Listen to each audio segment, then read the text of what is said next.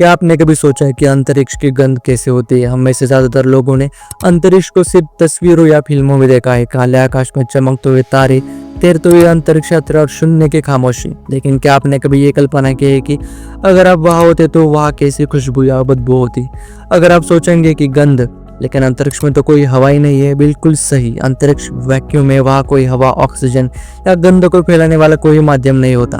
फिर भी अंतरिक्ष यात्रियों का कहना है कि स्पेस की अपनी एक अलग और अनोखी गंध होती है। जब कोई अंतरिक्ष यात्री स्पेस वॉक करके वापस अंतरिक्ष यान में आता है और जब वो अपना सूट या उपकरणों को खोलता है तो एक तेज जली हुई धातु जैसी गंध वहाँ फैल जाती है। कुछ लोगों ने इसे जले हुए स्टील, गन पाउडर, पकी हुई स्टिक या वेल्डिंग की धुएं जैसी गंध बताया है।